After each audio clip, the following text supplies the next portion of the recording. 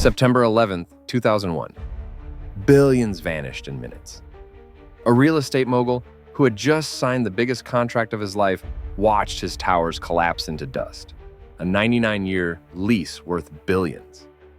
A Wall Street titan who dropped his son off at school that morning came back to find 2/3 of his company gone. And America's safest investor, Warren Buffett, suddenly faced the largest insurance loss in history. These men weren't inside the planes or the towers, but the attacks tore through their fortunes, their families, and their legacies. Some never recovered, and others rose even higher. And the decisions they made in those chaotic days would reshape empires, industries, and even history itself. This is the story of the billionaires who lost everything, and the few who found a way to turn tragedy into power. Their decisions in those chaotic hours would reshape fortunes, empires, and even entire industries. And the way it all played out is stranger than fiction. But to understand how fortunes unraveled, we need to start with one man who made a fateful gamble just weeks before the towers fell. If you find the video interesting, please support us with a like button and press the following bell to learn more about interesting things surrounding billionaires and the super rich. Larry Silverstein was already a wealthy New York developer, but in the summer of 2001, he made the boldest move of his career. In July, he signed a 99-year lease on the entire World Trade Center complex, a deal worth $3.2 billion. For Silverstein, this was the crown jewel of his empire. Owning the Twin Towers meant prestige, power, and control of some of the most valuable real estate on the planet. It was the largest real estate transaction in New York's history. But on the morning of September 11th, everything changed. At 8:46 a.m., American Airlines Flight 11 struck the North Tower. By 9:03 a.m., United Airlines Flight 175 hit the South Tower. Within hours, both towers were gone. Silverstein was scheduled for a meeting at the top of the North Tower at that time. At the last moment, his wife insisted he go to a dermatologist appointment instead. That decision saved his life. Silverstein's new empire had collapsed in front of the entire world. What made it even worse? He had closed the deal only 6 weeks earlier. At first glance, it looked like the ultimate financial tragedy when billions in property reduced to ash. Yet, Silverstein wasn't finished. He turned to his insurance policies, which covered terrorist attacks, and began one of the fiercest legal battles in real estate history. Insurers argued the event was a single attack worth one payout. Silverstein insisted it was 2 separate strikes, which should mean double. The lawsuits dragged on for years. Conspiracy theories swirled around him, whispers that he had known too much, that he benefited too conveniently. None were ever proven. But the legal war paid off. Silverstein eventually secured $45 billion in settlements. It didn't replace the lives lost. It didn't erase the controversy. But it allowed him to rebuild. Not just one tower, but an entire new skyline for Lower Manhattan. But while Silverstein fought in court, one of Wall Street's most powerful men faced a loss no amount of money could repair. Howard Lutnick was the billionaire CEO of Cantor Fitzgerald, one of the world's most powerful bond trading firms. On the morning of September 11th, he was running late, taking his son to his very first day of kindergarten. That small decision saved his life, but it also meant that when he arrived, the towers were gone. Inside, 658 of his employees were dead. Friends, colleagues, people he had seen every day for years. 2/3 of his company was erased in a single morning. Lutnick was devastated. Survivors called him in tears. Families demanded answers. And the world looked at him as the man who now had to hold this broken empire together. For days, he couldn't speak publicly without breaking down. When he finally spoke, his voice cracked. "I lost everyone. I lost my brother. I lost my best friends." But grief alone couldn't save his company. Clients were fleeing, employees were terrified, and the media was circling. Lutnick made a decision that shocked the world. Cantor Fitzgerald would give 25% of its profits to the families of those killed, plus healthcare coverage for 10 years. It was both a moral decision and a survival strategy. The promise kept Cantor alive, helped recruit survivors back to work, and gave families a lifeline. Over the next decade, the company donated more than $180 million to victims' families. Lutnick's personal wealth was shaken, but his reputation for resilience grew. Cantor eventually recovered and thrived again. But the human loss never left him. To this day, the Cantor Fitzgerald 9/11 Memorial lists the names of every employee lost. For Lutnick, the fortune he preserved carries a weight heavier than any number on a balance sheet. If Cantor Fitzgerald was nearly erased in a day, what about the giants of insurance, the very people who promised to pay when disaster struck? For them, 9/11 was a financial nightmare, unlike anything the industry had ever seen. Insurance is the business of betting on disaster. But no one had imagined this. For insurance billionaires, 9/11 wasn't just a human tragedy. It was a financial cataclysm. The destruction of the World Trade Center triggered the largest insurance loss in history at the time, more than $40 billion in claims. At the center of it all was Warren Buffett, the Oracle of Omaha, was known as the safest investor in America. His company, Berkshire Hathaway, had purchased General Re, a reinsurance giant, just a few years earlier. He was suddenly on the hook for billions in reinsurance payouts. Buffett later admitted that the event hammered Berkshire, costing the company between $2 to $3 billion. Swiss Re and Munich Re, two of Europe's biggest reinsurance companies, were hit even harder. Swiss Re alone paid out around $3.5 billion, and Munich Re faced billions more. Lloyd's of London, a centuries-old institution backed by wealthy families and syndicates, faced one of its worst crises in modern history, was shaken to its core. For a brief moment, it looked like parts of the insurance world might collapse under the weight of 9/11. But here's the twist. The industry adapted. Premiums skyrocketed in the aftermath. New security clauses were added, and within years, many insurers had not only recovered, they were making record profits again. Buffett himself would later remark that while 9/11 was a tragedy, it also forced the insurance industry to price risk properly for the first time in decades. But while the insurers tried to balance the books, another group of billionaires faced an even more brutal reality: the collapse of the skies themselves. The attacks were carried out using commercial planes, and that fact alone nearly destroyed the airline industry.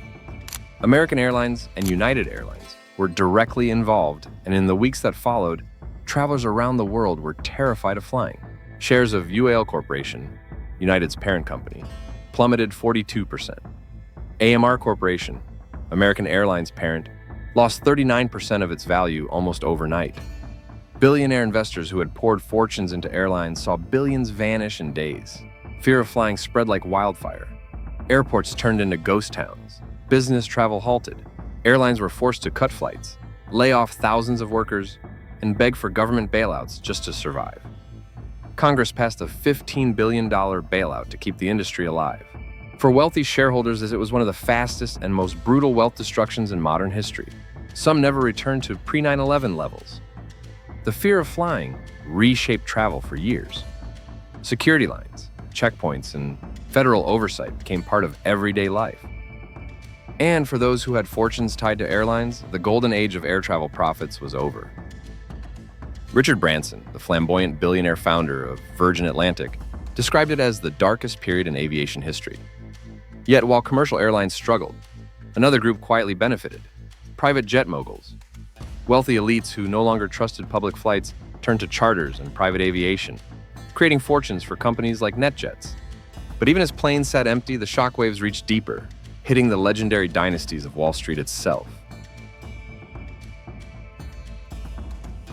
The collapse of the World Trade Center wasn't just symbolic.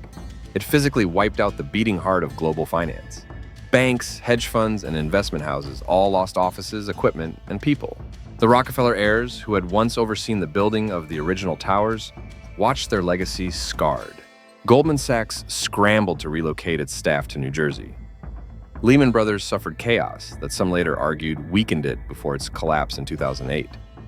Morgan Stanley, with 30,700 employees in the South Tower, narrowly escaped disaster thanks to a security officer who began evacuations after the first plane hit.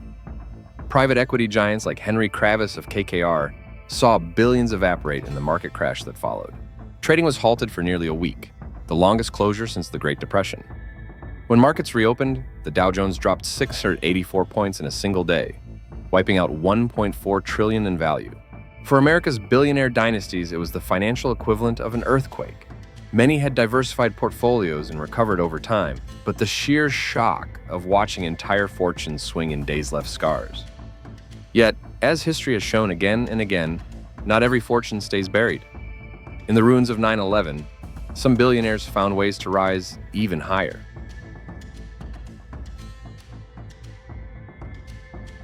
Here's the paradox of 9/11.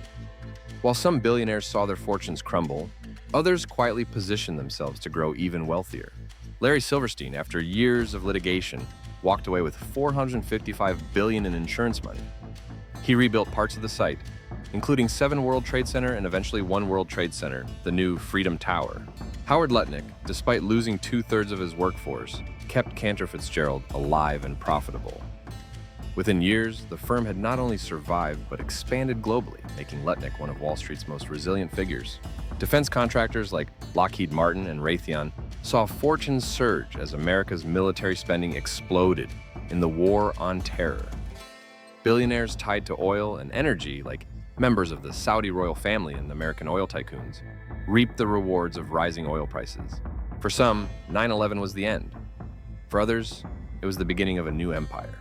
But to fully understand how wealth shifted, we need to follow the money into the shadows, to oil families, royal dynasties, and billionaires tied to power far beyond Wall Street.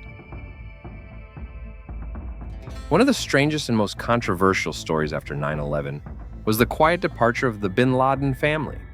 Despite being related to Osama bin Laden, many of them were wealthy businessmen, owners of a construction empire, worth billions.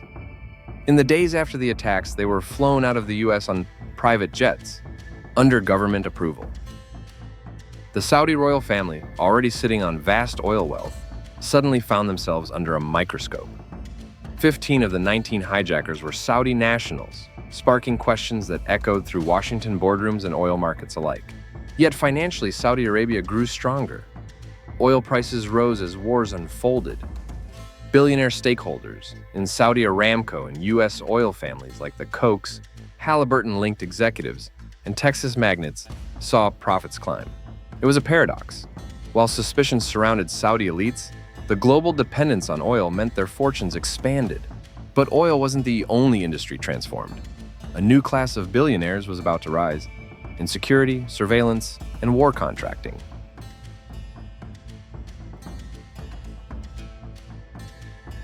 Before 9/11, airport security was almost an afterthought. Afterward, it became a trillion-dollar business. Homeland Security was created. Defense budgets exploded. Private contractors lined up to cash in.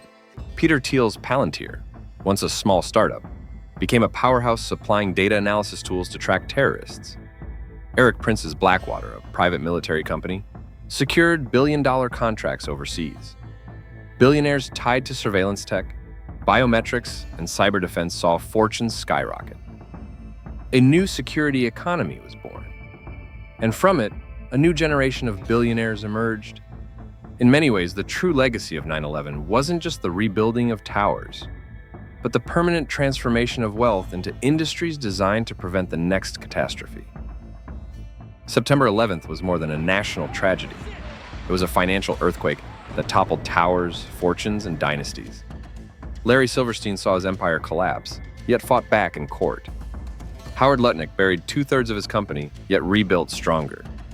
Warren Buffett faced unprecedented losses, yet turned them into lessons for the insurance world. And beyond them, oil families, defense billionaires, and surveillance tycoons emerged wealthier than ever. The lesson of 9/11 for the richest is this: empires can fall in a morning, but how you respond decides if they stay buried. The towers may have fallen, but in the ruins, new ones rose. Not just of steel and glass, but of wealth, power, and resilience. Proof that even in the darkest hours, fortunes can be destroyed, reshaped, and reborn.